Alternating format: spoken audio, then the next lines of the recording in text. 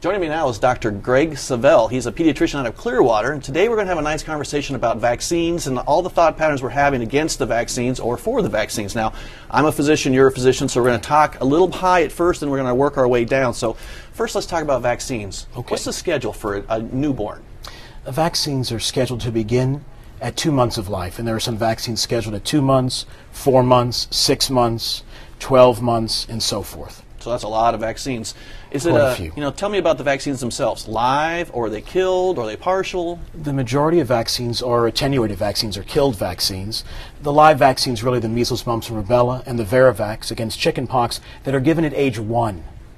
So okay, so we have some timelines there.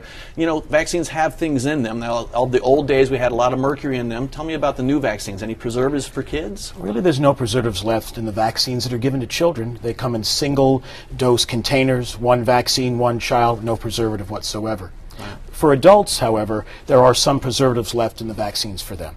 So this schedule that we have, we give a lot of vaccines to a little kid. The immune system, you think it can handle it okay? Well, many studies were done over time that showed that it could. Really the issue is not just convenience, but that the vaccines work better together and that you're more likely to have a child receive all the immunizations he or she needs by adulthood if the vaccines are given in that timely fashion. And if they miss that schedule, do we have to start all over again, or can we pick them up as we go? Not at all. Very good documentation should be done at that child's pediatrician, and as long as people are paying attention to what has been given and not been given, it shouldn't be a problem. Are you having patients pick and choose what they want, or are you going to say this is how we do it in our place, and if you don't like it this way, you're going to have to go somewhere else? Or do you give parents some opportunity to go through the process? Well, the truth is you have to do that now. I've really never had the my way or the highway mentality at the office. These are their children, and I don't know what makes people sleep better at night. I say I need you to leave my office every time you come with a clear conscience that you made the right decision that day, not that I made you make the decision, but that they made it. So there's plenty of leeway. Mm-hmm. Now, a lot of times we hear out there that doctors own these companies and they're pushing these vaccines aren't necessary. The CDC the government is telling people what they need to put in their bodies. What do you really think about vaccines? Well, I really think the vaccines are important. I always tell people that the people who could help put us back on the right path today are the ones who are passing away, our great-great-grandparents, the ones who grew up in the era of diphtheria, of polio, who saw people debilitated or dying from the diseases that now we can prevent with immunizations. So many people come in thinking the immunizations aren't necessary because they don't see the diseases anymore.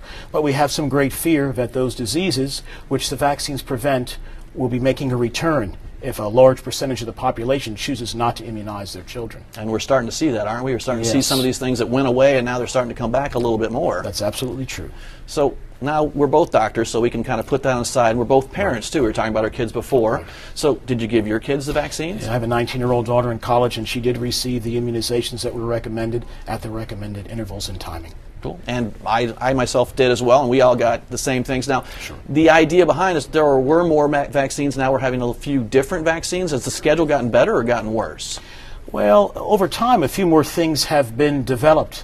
You know, vaccines against certain kind of meningitis that affects young children, where the vaccines were not available many years ago. So it's true there are more vaccines now, but that's because they've developed things that help prevent illnesses that used to kill children. Yeah, except for the smallpox. I think that goes by age, right? Yes, that is true. Kind of a badge of honor that we have there. Absolutely. All right, let's talk about the bad stuff, because this is what everybody Sure. starts talking about and says, well, you know, if I give my kids this, they change dramatically. It's either the preservatives we have or it was too much for your immune system. Sure. So any link to autism?